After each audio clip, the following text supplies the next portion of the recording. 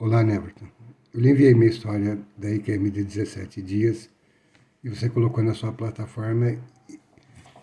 Eu quero fazer mais alguns complementos dessa história e iniciar a história do Rafael, meu filho, uma criança especial. Quando meu médico me deu a notícia da doença cardíaca terminal e depois ele permitiu que eu aceitei fazer um tratamento alternativo para ver se saía dessa condição, dessa situação cruel, dessa doença que eu... E ele permitiu que eu passasse os últimos dias de vida consciente com a minha família, até ser internado. Para mim, se despedir da minha família, confortar a minha família, porque possivelmente eu não teria outro Natal, como eu já falei no outro depoimento.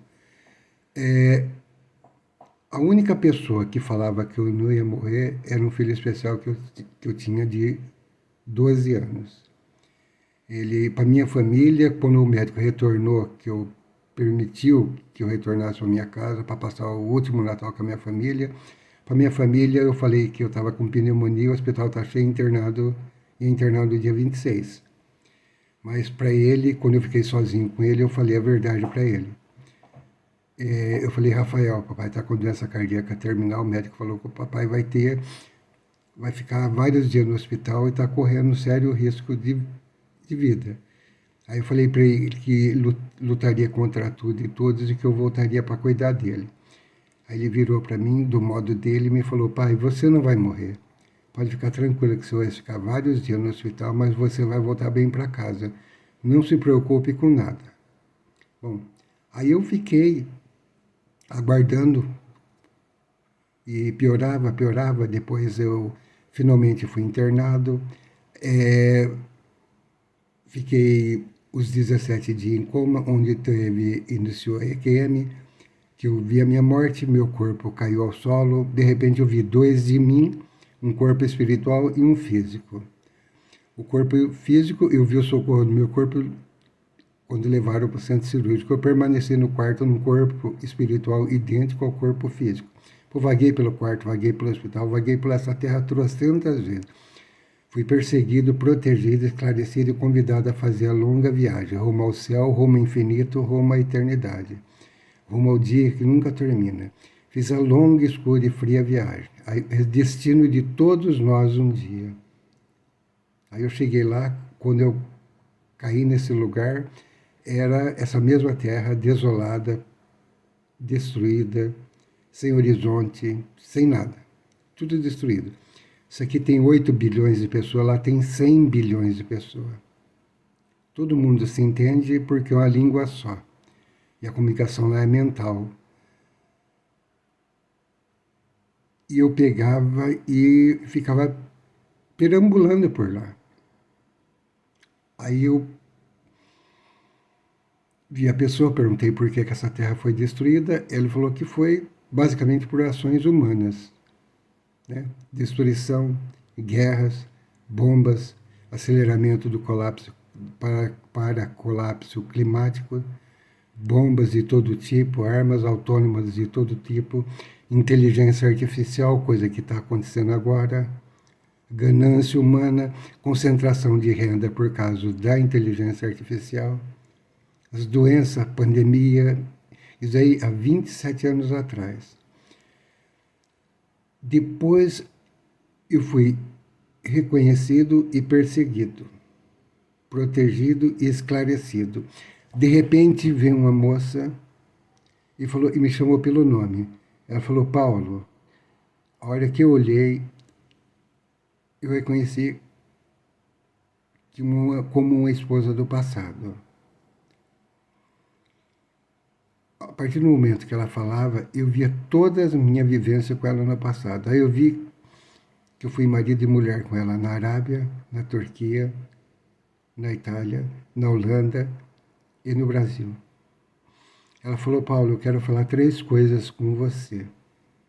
Primeiro, eu não quero que você ensine sua esposa a fazer o vinho que a gente fazia na Itália. E já vi aquelas informações a respeito do vinho que a minha família dela fazia na Itália, já estava no meu subconsciente. Ela falou, você vai encontrar o vinho no sul do Brasil mas você não sirva a sua esposa. Eu falei assim, não quero que você ensine a fazer o macarrão carbonara de legumes com azeite. Eu não quero que você ensine como a gente namorava no passado. Aí eu peguei e falei para ela, a gente sempre foi marido e mulher, eu não posso ficar com você. Ela falou, não, você não pode ficar aqui. Você tem que voltar para cuidar do nosso filho Rafael. Eu falei, como nosso filho Rafael, se eu sou casado com outra italiana? Ela pegou e falou assim, ela só pariu o Rafael. O Rafael sempre foi nosso filho aqui. Eu falei, se é para cuidar do nosso filho, então eu volto. Aí eu já fui perseguido, protegido, esclarecido e convidado a voltar para cuidar desse meu filho Rafael. Depois, como está no meu relato anterior, vi toda a minha volta. E quando eu voltei exatamente na hora do meu batismo. Eu fui batizado, voltei a falar, voltei a andar, os médicos acharam estranho pela situação que eu estava andando e falando. A minha família percebeu, acionou a enfermagem acionou os médicos, o meu médico, aí ele veio, estranhou aquela situação, fez vários exames e na sequência deu alta. Eu fui para casa sem sequela nenhuma. Quando eu cheguei em casa, meu filho falou assim para mim, falou, pai, eu não falei que você ia voltar? Ele tinha 12 anos de idade. Aí a vida para mim foi normal, para o meu filho também. Ele tinha microcefalia e aquelas coisas que aquela pessoa falou como antiga esposa minha do passado, eu fiquei, aquilo veio tudo na minha mente lá, enquanto eu estava lá naquela condição. Quando eu voltei, aí veio a intuição. Ela falou assim para mim, isso daí tudo para você vai voltar como intuição e inspiração.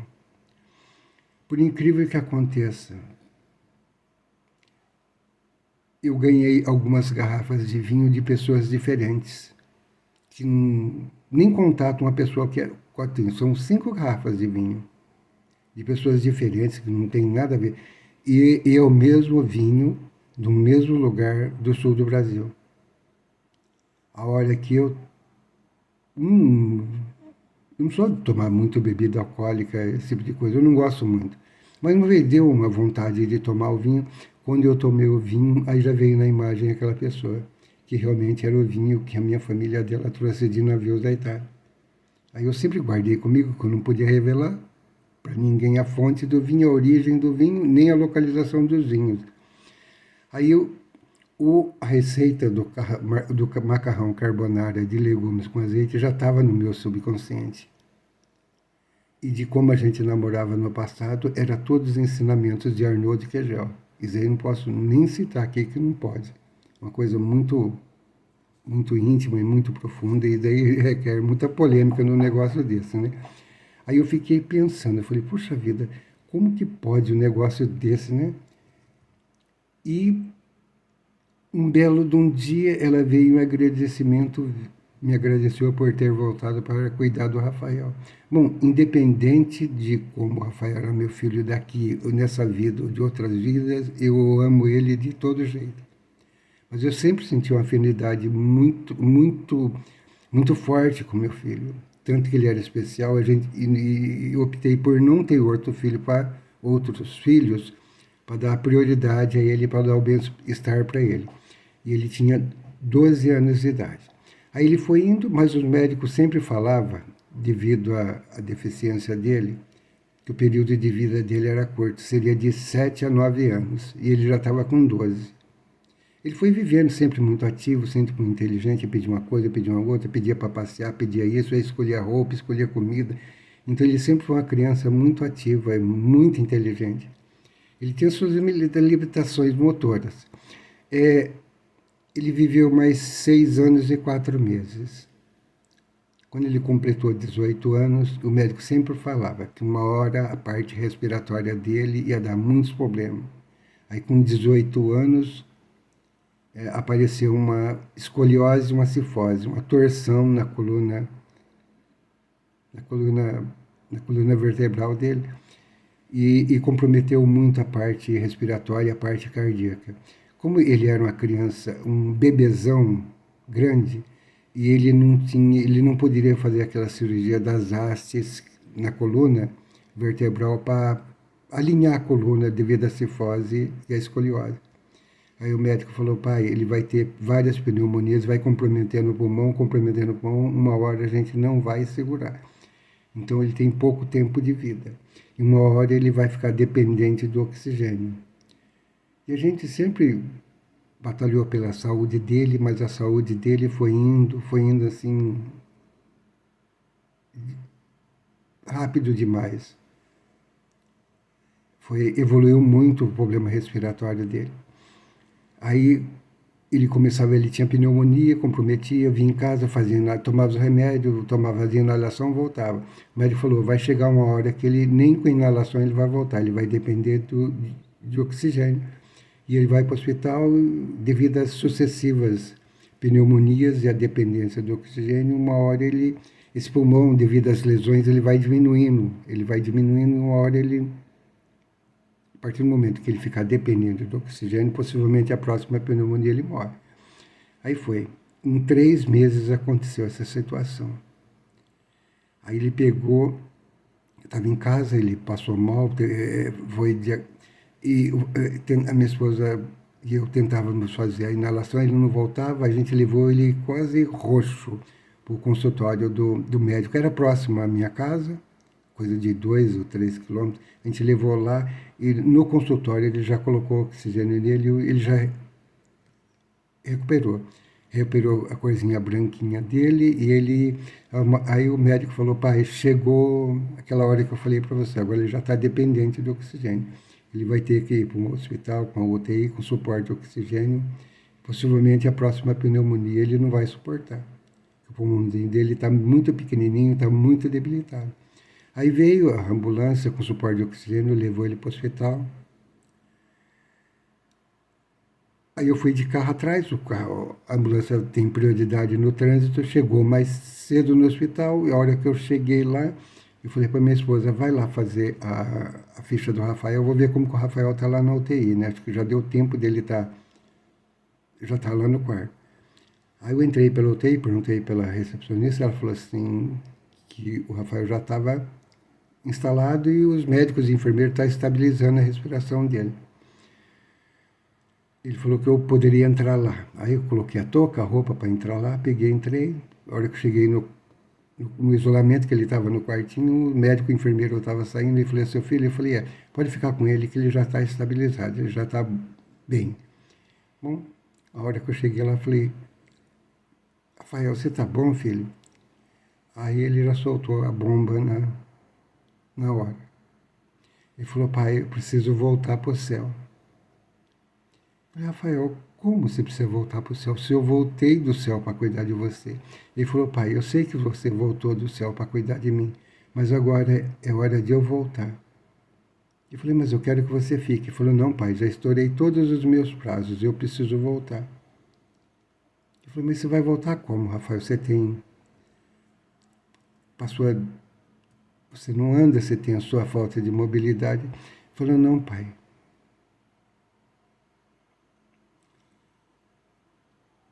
Devido a essa falta de mobilidade, nós somos protegidos. Falei, como assim? Já tem uma pessoa, ela já está aqui e ela vai me levar. Falei, quem é essa pessoa? Falei, uma mulher vestida de branco com um véu na cabeça. Ela está aqui, ela vai ficar todos os dias e vão ser vários dias para a gente despedir lentamente. E ao fim do último dia, ela vai me levar. Eu falei, mas eu quero que você fique. Não, pai, eu já estourei todos os prazos e eu preciso voltar. Aí eu não queria chorar perto dele, saí para tomar o ar. Nisso a minha esposa já tinha feito a ficha dele lá na administração. E eu saí, ela estava chegando, eu falei, vai lá ver as conversas que o Rafael está falando. Ele falou, o quê? Eu falei, vai lá ver, depois...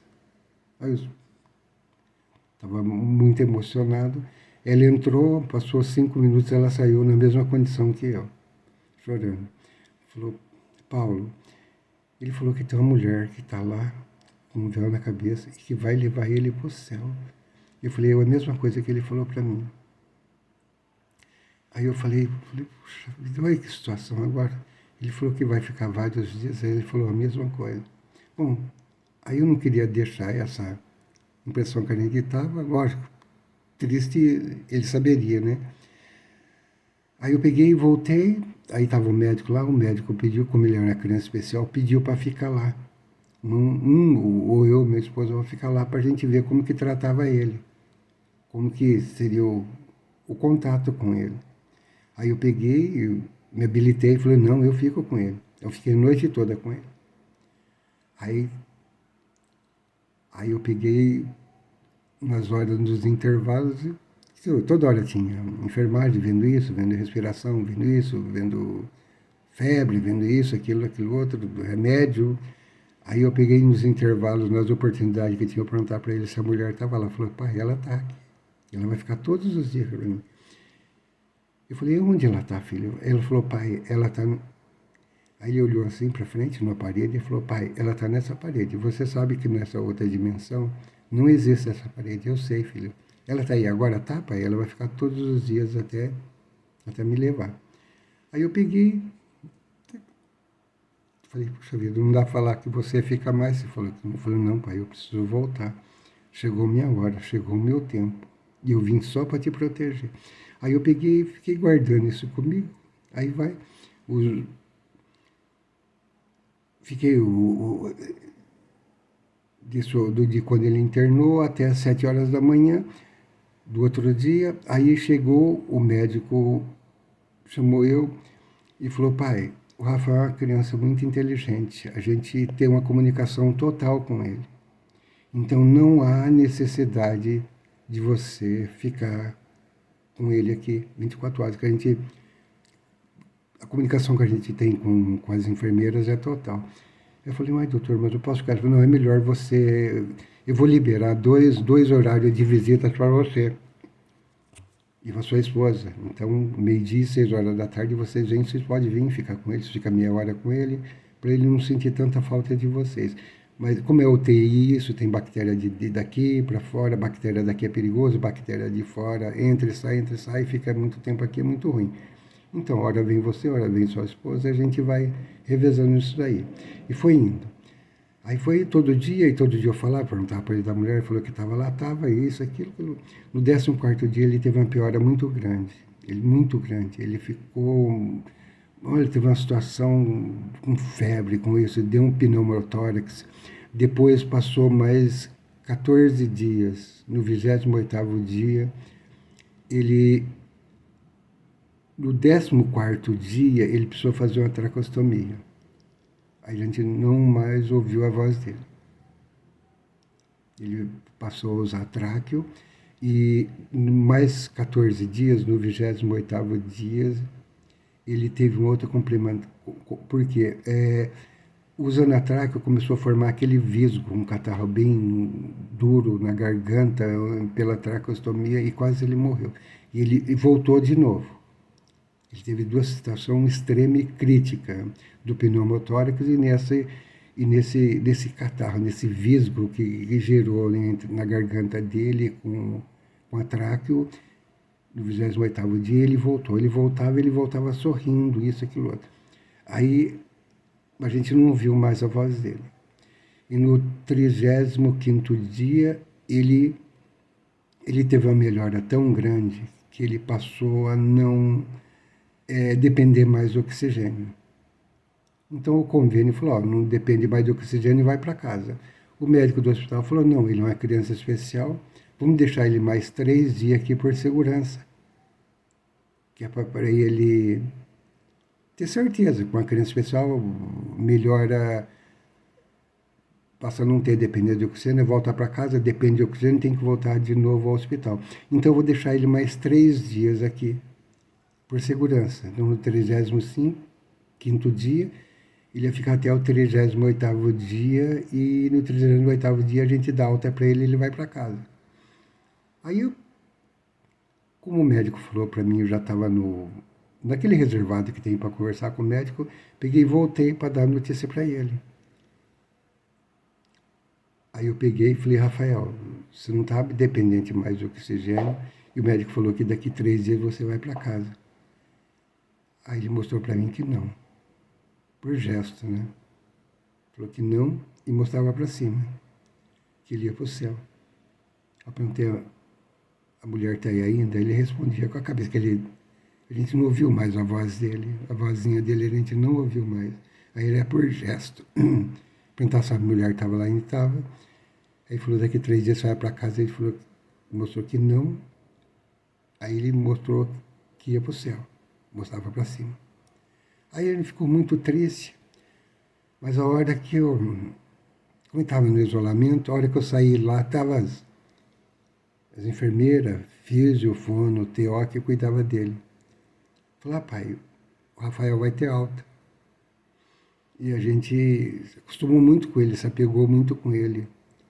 A gente queria uma foto de recordação dele com a gente. Ele vai para casa e a gente, né, ter essa foto de recordação. Ele vai bem para casa, a gente fica com essa foto para lembrar dele, para ter uma recordação dele, que a gente, né, se apegou muito a ele. Eu falei, tudo bem, eu tenho eu tenho uma máquina com filme em casa, e naquele tempo, isso aí faz 22 anos. Eu falei, eu tenho uma máquina com filme em casa, eu venho, deixo a máquina aí, quem cuidar dele tira uma foto. Aí no 35º, 36º e 38º dia, foram tiradas 15 fotografias das pessoas que cuidaram dele. Aí no último dia que eu visitei, no 38º dia, e eu sabia que ele já tinha falado para mim, antes da traca, né? Que no 38º dia ele ia embora. E não chegou o 38º dia, eu fiquei meio apreensivo, mas ele estava assim, clinicamente ele estava bem, depende nas condições dele. A médica falou, não, ele está bem tudo. Ele estava matando um leão por dia para sobreviver, mas agora a condição dele é um pouquinho melhor. Aí eu peguei, na visita da tarde, estendeu por coisas da vida, uma visita das 6 horas da tarde, eu saí 7h30 da noite lá, que a gente ficou conversando muito tempo com as pessoas que cuidavam dele, com a médica. Aí 7h30 eu fui para casa. E do primeiro dia que ele foi internado, toda hora que ia, eu passei a primeira noite com ele, e todo dia eu ia. E todo dia, eu ia todo dia ao meio-dia, chegava lá e ele pedia para a gente rezar um terço com ele. Ele, que era para rezar um terço, e a hora que eu estivesse em casa, era para fazer um terço também. Aí ele sempre foi muito religioso, muito católico, aí eu peguei e eu fazia. Aí ele pediu que era para mim, no máximo até as 3 horas da manhã, fazer um terço para ele. Aí todo dia eu fazia. Fazia enquanto eu estava com ele no hospital, depois quando eu vinha em casa, todo dia eu fazia. Eu assumi. Ele pediu para alguém fazer, e eu falei, não, eu faço. Aí todo dia eu fazia. E no 38º dia, por volta de 1 hora da manhã, eu comecei a fazer esse terço, né? Intenção pela saúde dele. Aí eu estava terminando o terço, era mais ou menos faltava um mistério do terço para terminar o terço. Quando foi 1h20 da madrugada, me ligaram do hospital que ele havia falecido a 1h10 da manhã, quer dizer, durante a oração do terço. Aí eu já fiquei e falei para minha esposa, eu vou terminar de fazer o terço que a gente vai lá ver, porque ele pediu. Aí eu terminei de fazer o terço e fui lá no hospital, peguei todas as coisas dele, as papeladas, para velório, isso, aquilo, outro. Peguei a mochila com as coisas dele, tinha os brinquedos dele, levou brinquedo, levou teclado, levou coisa de CD, e a máquina fotográfica trouxe para casa e fui atrás da papelada para velório e sepultamento. No outro dia, velório e sepultamento. Aí foi um filho único, essa dependência que ele tinha, desse amor incondicional que ele tinha com a gente, foi uma coisa muito dura. Aí passou o primeiro dia, o segundo dia, o terceiro dia, o quarto dia, uma amiga da família, que é católica e sensitiva, e ela tem uma comunicação, assim, desde criança, ela tem uma condição natural, que todas as pessoas que falecem, elas sonham com a pessoa. E com o Rafael não foi diferente. Aí ela ligou de manhã, ela falou, Paulo, você sabe desse dom que eu tenho, né? Das pessoas que falecem geralmente vêm conversar comigo, e com o Rafael não foi diferente. Ele pediu para ir no quarto dele, abriu o armário dele, abriu a mochila que vocês levaram do hospital, que vocês nem abriram, retirar a máquina fotográfica e revelar o filme. Ele permitiu que ficasse nas fotos que foram tiradas a imagem da mulher que levou ele para o céu. Mas ele pediu para a gente só mostrar as pessoas que conviveu com ele. As pessoas que conviveu esse período, a vidinha dele. Aí eu peguei e falei, puxa vida, aí eu brinquei, falei com ela, falei, não brinca com essas coisas. Eu falei, não, ele me falou isso. Ele falou, tá bom, então, eu vou revelar a foto e depois, se tiver a mulher, eu mostro para você. Ela falou, Paulo, não precisa, ele já me mostrou. Aí eu peguei e falei, puxa, tá bom então. Peguei, agradeci a ela, tudo. Fui lá, peguei, abri o armário dele, peguei a mochila, peguei a máquina, peguei o filme.